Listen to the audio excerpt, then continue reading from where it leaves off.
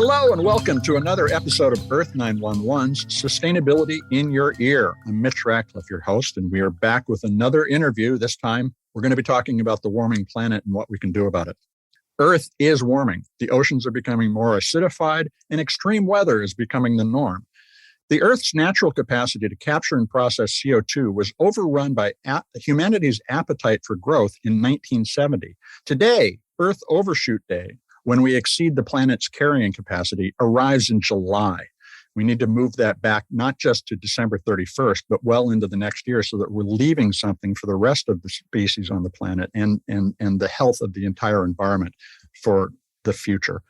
Our guest today, Wake Smith, is a lecturer on climate interventions at Yale and a senior fellow at the Mossavar-Rahmani Center for Business and Government at the Harvard Kennedy School. His newly revised book, Pandora's Toolbox, The Hopes and Hazards of Climate Intervention, explores where we are with regard to the climate crisis today and the various strategies and technologies that can be used to end CO2 emissions and restore the planet to pre-industrial climate conditions. It's going to take generations, but we need to make meaningful steps today. We'll provide links to find Pandora's Toolbox in the article accompanying this podcast, and I encourage you to take a look. It's a fascinating read, and it's going to leave you with plenty of questions to ponder. Welcome to the show, Wake. How are you? I'm great and happy to be here with you. Thank you for having me. Well, thank you, and it's good to talk with you from Seattle because I know you are a former resident. Welcome back virtually.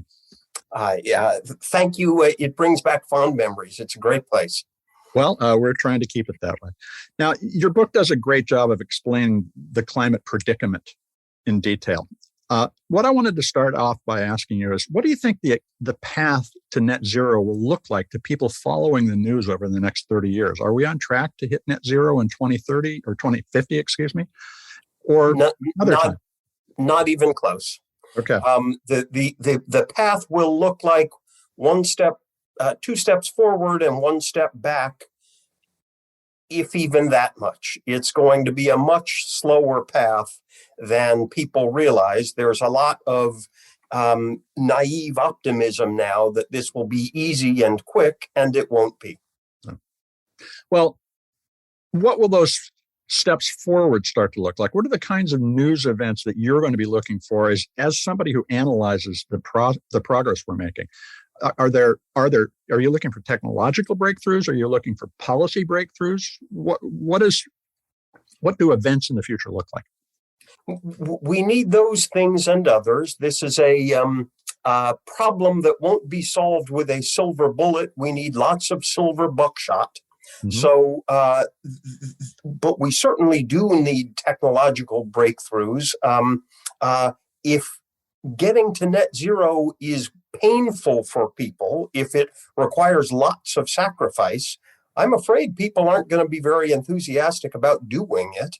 And so one of the things that is likely to pace our path to net zero is how quickly we can develop new technologies that make the transition to net zero nearly free. And then people will sacrifice a little to do it.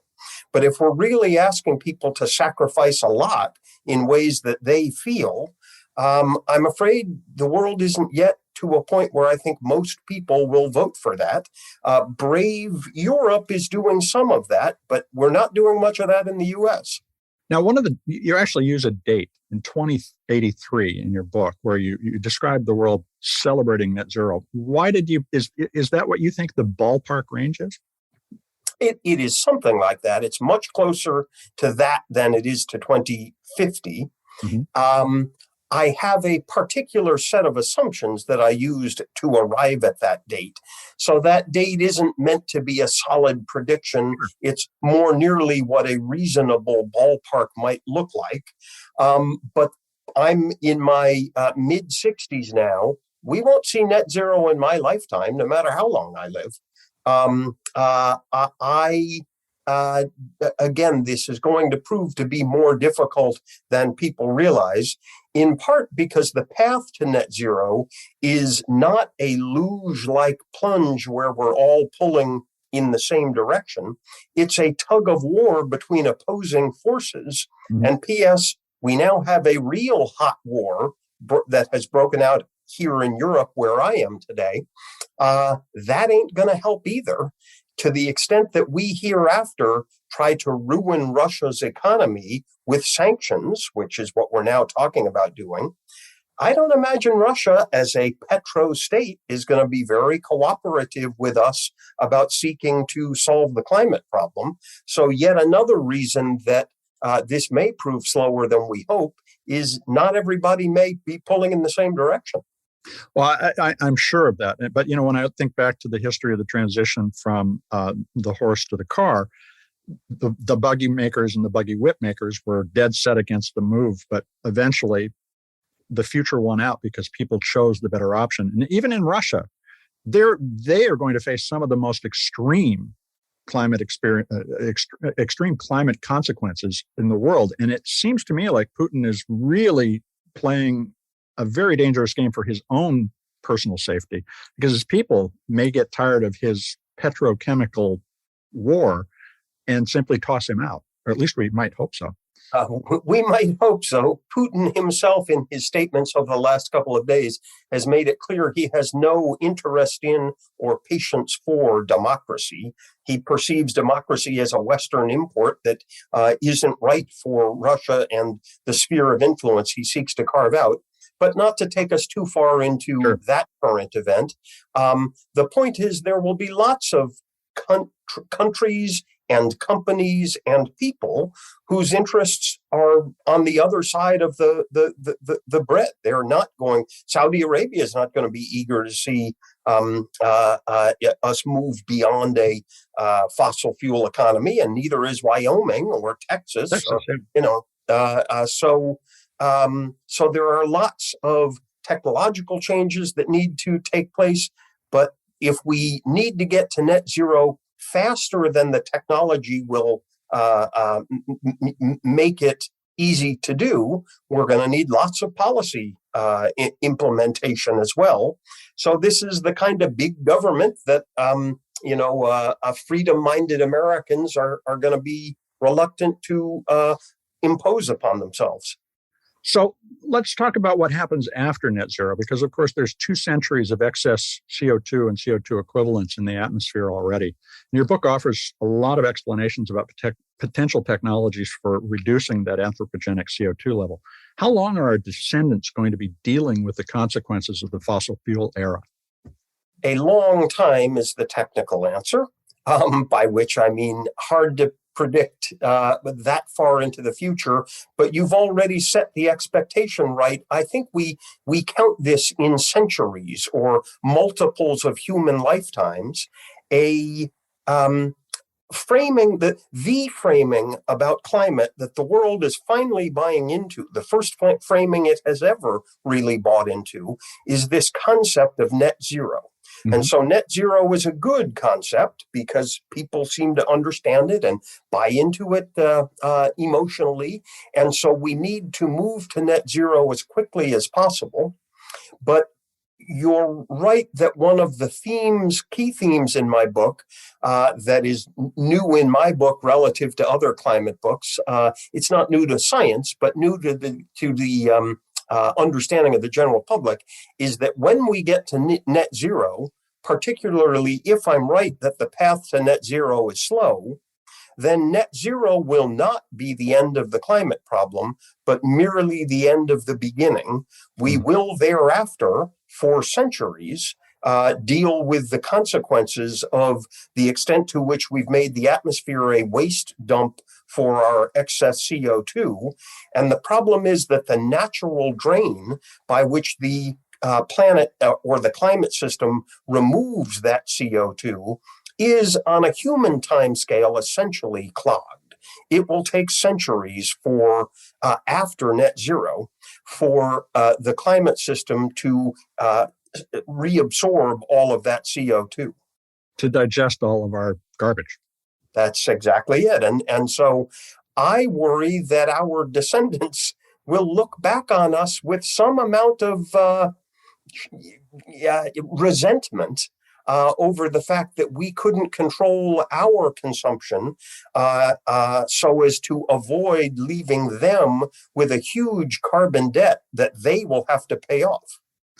It's interesting when you put it that way, because when we think about the historic grievances that still plague us, you've just described an entirely new dimension of grievance that is going to be applied to the past and to people who participated, or communities like the different sides that you were describing earlier in the conversation. We may hold a lot of resentment towards various nations because they resisted this for longer. That's an interesting insight. I did not even thought of that before. I worry that our grandchildren will not look upon us with the gratitude we might hope they might. So let me ask this. There are a lot of different projections about how much we need to spend to get out of this. That is just to reach net zero. And McKinsey, for instance, estimates, and I think this is a very high estimate on the range, that we need to spend $9 trillion a year to move past this. How much do humans need to plan to spend to move out of the climate crisis? What percentage of GDP, for instance, and in what time frame? Well, I'm sure not going to argue with McKinsey's number. So it has, as you say, reported that number, and that's a huge number. That's more than 10% of global production or economic output per year. Devoting that much to moving us to net zero would be an extraordinarily expensive endeavor that, once again, there isn't there isn't that level of urgency around this issue yet. People are willing to spend pennies, but they're not willing to spend 10% of global output. Moreover, once again, net zero, if it proves to be a slow path to net zero, won't be the end of the problem. And the reason for that, to resort to an analogy, is that one can think of our emissions problem as a bathtub. We've got a faucet flowing into the bathtub, and that's our ongoing flow of emissions out smokestacks and tailpipes. We've got the tub itself with a water level that is filling, and we've got a drain, which I've said on a human time scale is essentially clogged. Well, the problem is what informs the climate is not the flow of emissions coming out of the faucet. It's the water level of the concentrations of greenhouse gases in the atmosphere. So even if we turn the spigot all the way off, the water isn't draining away. We've simply stopped filling the tub. And the generations after net zero then will have to deal with the consequences of that overfull tub.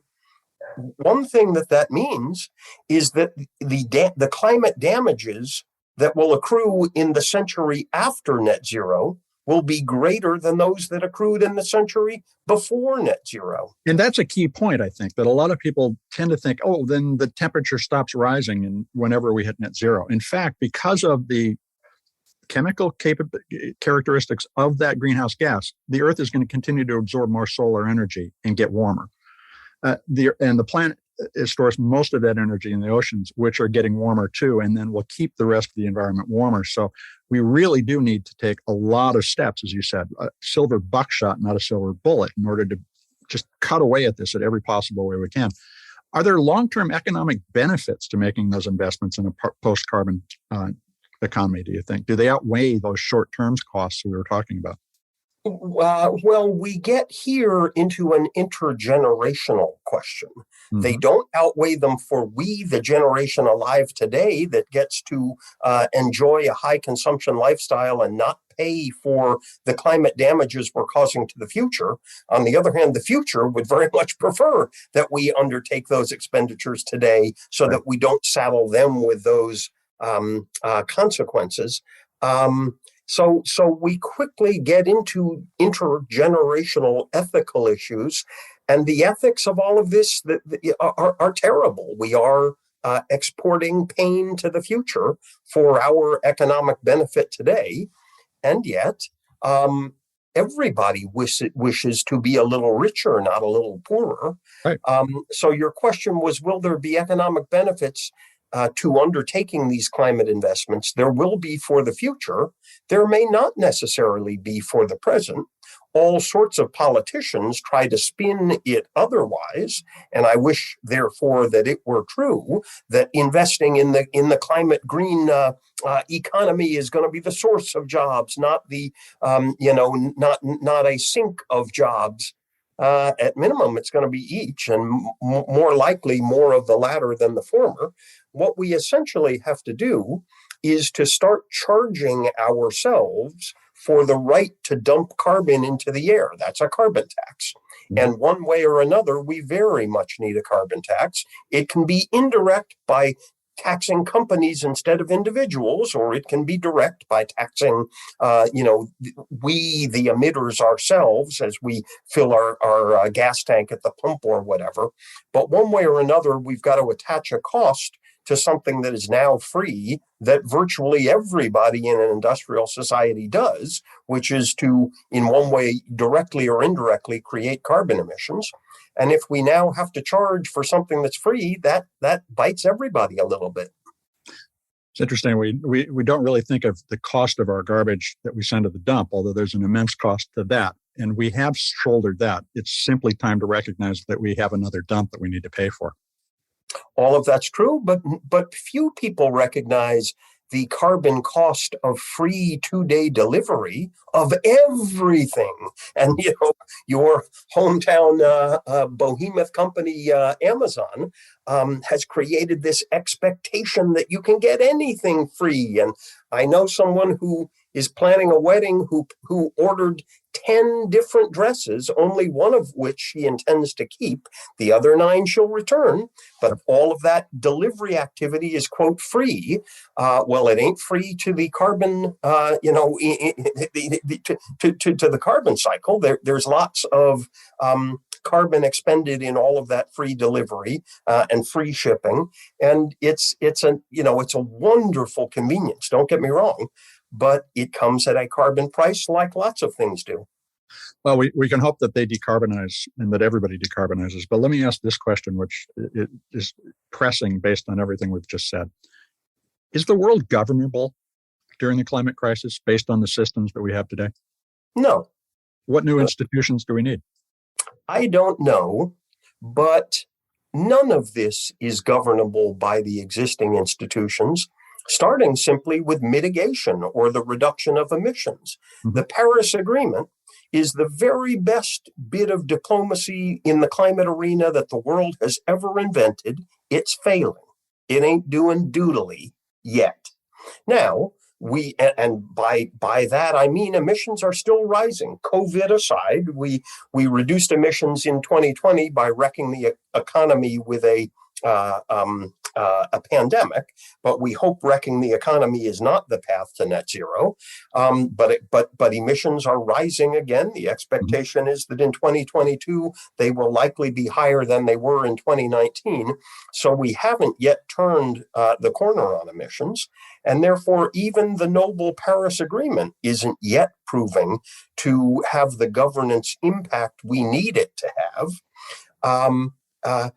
Negative emissions technologies, either before or after net zero, sucking carbon out of the air and burying it in the ground, that too will require enormous one world government in order to raise the funds to do that and pay the people who are doing it.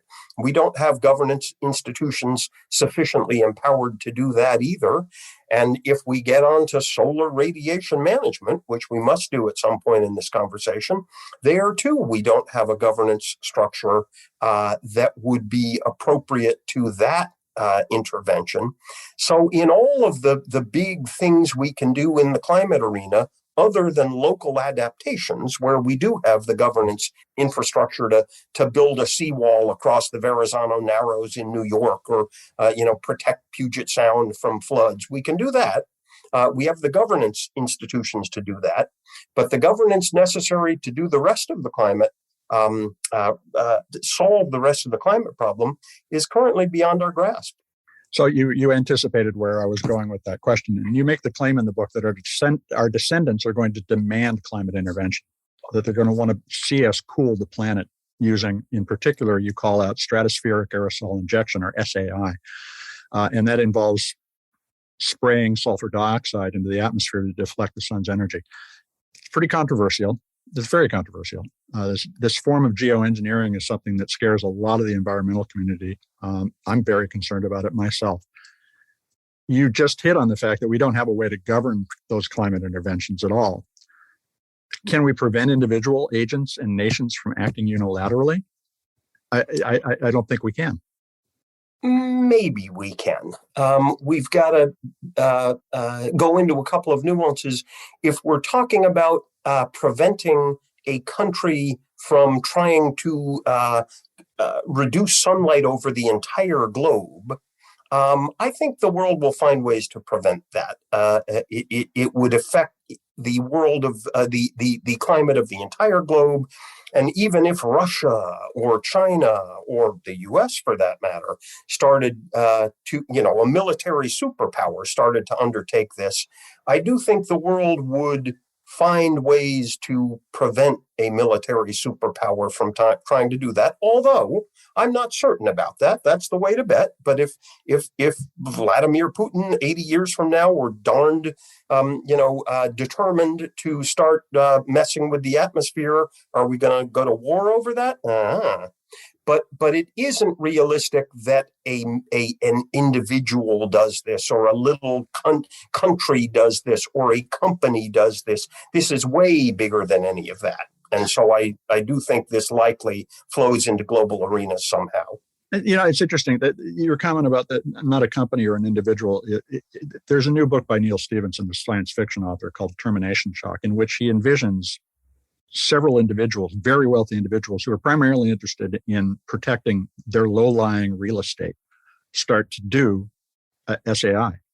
And there is a form of war, I won't get into it, but that involves those regions that are negatively impacted by the intervention trying to stop the intervention.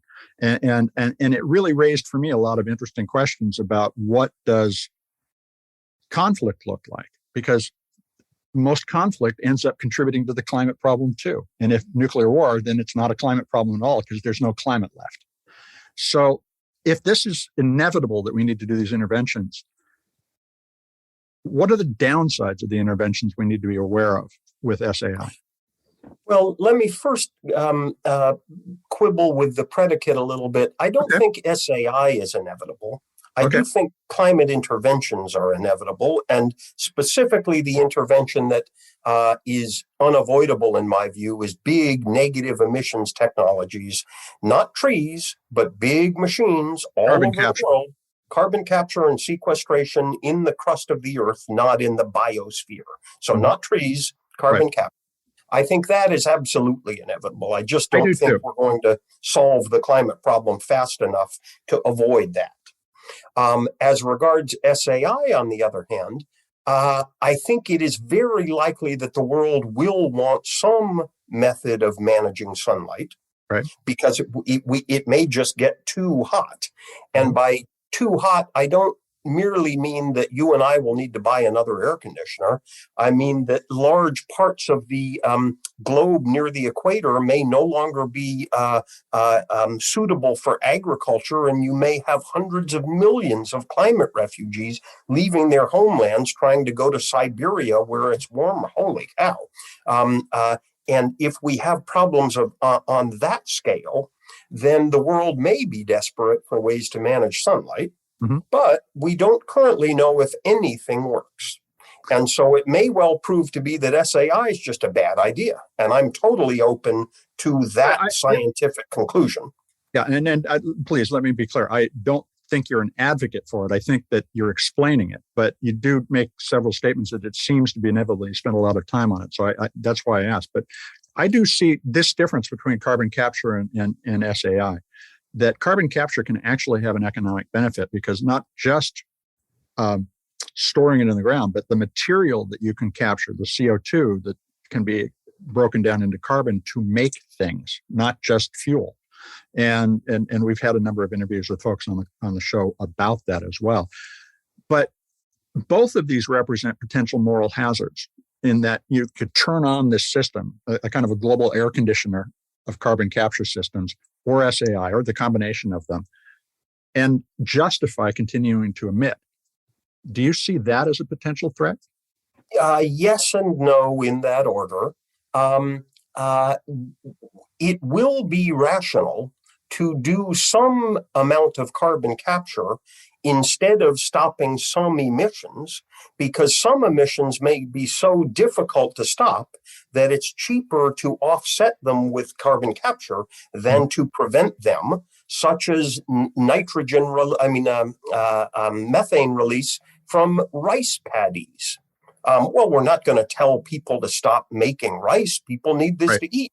And so that's a sort of emission that it may, aviation, going to be very difficult to decarbonize. We need to do that eventually too, but that will be late in the game. And so there are some emissions where, again, it will be easier to continue that type of emission and offset it with negative emissions. And I don't see any moral hazard in that. Those are equivalent trade-offs. And those are the basis for policy too, because you have clear costs and benefits, and you can say, we're doing it for this reason and this very gated reason, rather than we're just doing it. Yep. Whereas with SAI, I think what people who know what it is at all, and there aren't very many, it's a very niche bit of knowledge, but those people who know much about it fear that it will be an excuse to prevent the mitigation of emissions. I think that's just not very likely. In part because we can't do SAI for decades, even if we wanted to. We don't know how to do it. We don't know where to do it. We don't have the aircraft by which to do it. Again, it's a huge intervention. If done well, it would need to be done all over the world, Northern Hemisphere and Southern Hemisphere, at various latitudes. And so it would require an alliance of loads of countries. It would take, we're not going to do this in the first half of this century. And it's in the first half of this century that we need to make huge progress on decarbonization. So just time-wise, these two things don't line up. I think that firstly, we've got to prove SAI is a good idea at all, and it may not be. And then we've got to set up a system by which to govern it, which will take a long time. And we've got to figure out how to do it well, which will take a long time. But the circumstance in which we might implement this in 2080 or 2100 is this circumstance where tens of millions of people are dying and hundreds of millions due to heat waves and other climate impacts, and livestock are dying in their fields because of wet bulb temperature spikes. In that world, is it a risk worth taking? Well, maybe. It's sure worth researching today whether it's a good idea, so that those people in the future know whether this is a tool they should avail themselves with or not. So to make clear a point we were on earlier, I'm not an advocate of deployment. I'm absolutely an advocate of research into this and other techniques by which we might be able to manage sunlight in the future if that proves to be necessary. If we ever do this, most of it we will do after net zero. We have a lot to do just to get to net zero. That's an excellent point. So we've talked about the fact that we need a price on carbon. We've talked about various forms of intervention. What should our listeners be thinking about supporting when they hear these ideas? Are there other major themes that you would suggest that people start to pay attention to beyond those topics? We're in an era when companies and countries are setting bold net zero pledges, not connected to effective action by which to get to them.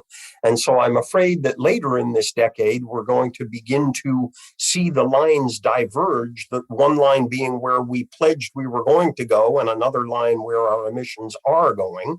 But we do need to support net zero pledges by companies and by countries. We need a policy by which to get to net zero in the U.S., and we need to support that. That was a big part of the Build Back Better bill, which of course is stalled in Congress. And there were lots of other things in that bill that one may or may not be in favor of. But the spending on climate that was built into that bill was super important for this goal.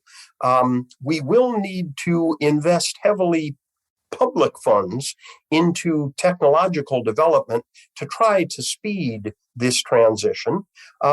We will need to improve our power grid. People are currently excited and, in my view, overly excited about the impact of solar and wind and the degree to which those are penetrating the power market. Don't get me wrong; those are good things. We need all of that we can get.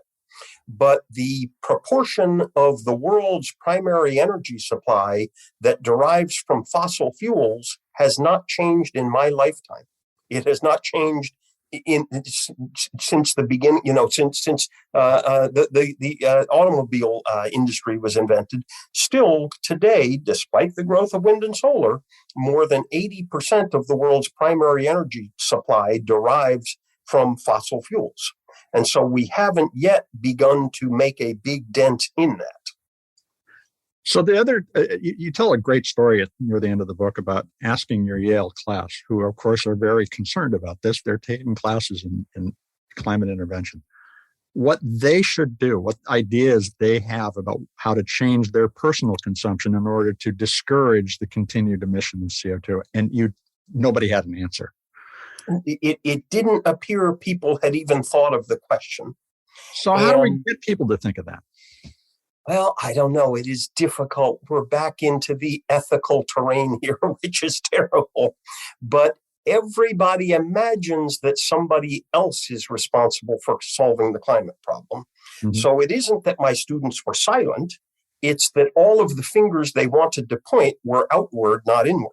Right. So they wanted to excoriate Exxon. They wanted to get Yale University to divest carbon stocks. They wanted to cheer on Greta Thunberg and vote for a different congressman. But nobody was talking about giving up the summer internship in Europe that they just won because it would take too long to get there and back by boat. Nope. Nobody had gone into their dorm and turned the heat down in order to make it a little cooler in the dorm. We're not yet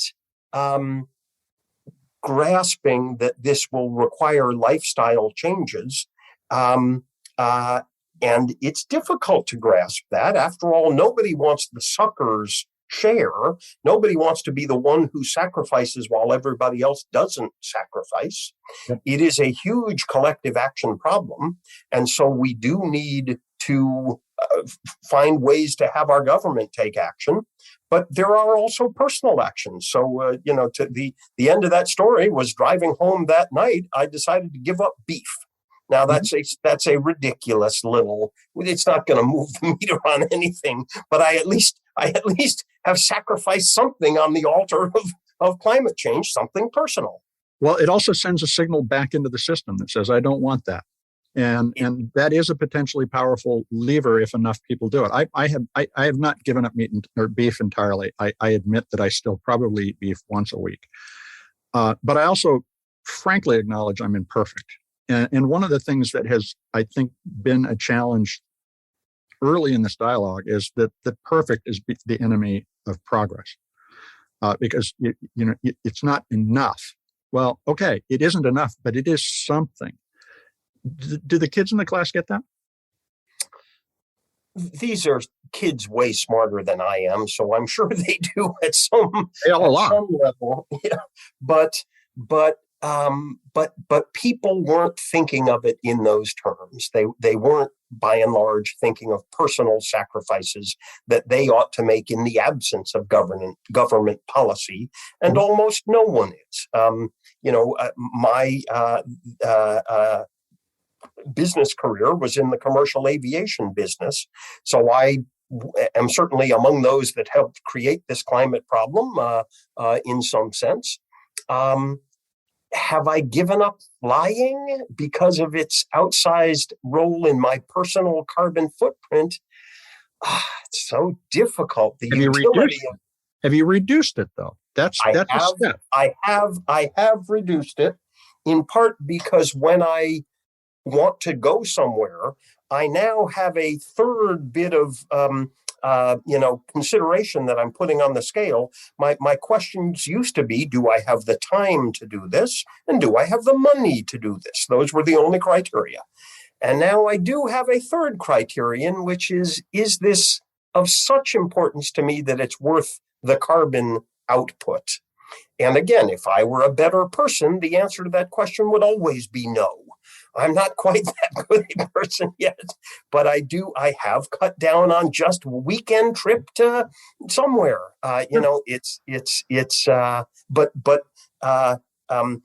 Buying a smaller car, buying an electric vehicle, even though it costs more. There are all sorts of sacrifices that people can make personally, and they do reduce your happiness a little bit, and you do thereafter have some resentment of the guy driving past you in a pickup truck who doesn't use that for any industrial purpose. But we got to start somewhere. Exactly. And Wake, it's been a pleasure to talk, because you are talking about the thinking through where to start. And that is the critical thing for us to be doing today. And it's also what we try to do every day at Earth911. So thank you for your time today. I appreciate it. Well, you're very kind to have me. There's lots to talk about on this, and I am therefore happy to have opportunities to stand on my soapbox and sing a little bit. Well, we would love to have you back again. Thank you very much. Thank you. We've been talking with Wake Smith. He's the author of Pandora's Toolbox, The Hopes and Hazards of Climate Intervention. Folks, this is a very important conversation, one that we all need to start having, not only with our friends and family, but with the people that we work with the companies that we work with, through our communication as a consumer. I do or do not want that thing because it has too much carbon involved in it. These are steps that we all can begin to embrace, but it's a little like creating your own philosophy or your own religion. We're on the path to a new way of valuing everything around us, and it's going to be an incredible journey. Also pretty perilous. And I think that the events in Ukraine this week are one example of that peril continuing to rise in a variety of different settings. But don't get too discouraged, because somehow this species does get through things. And I think we can do it again. It's just going to be tough. This is Earth911, Sustainability in Your Ear. And on that happy note, I do want to tell you that I hope that you will come back and listen to the next show and share the other 270 or so that we have produced. Take care of yourself, take care of one another, and let's all take care of this beautiful planet of ours. Folks, have a green day, and we'll be back soon.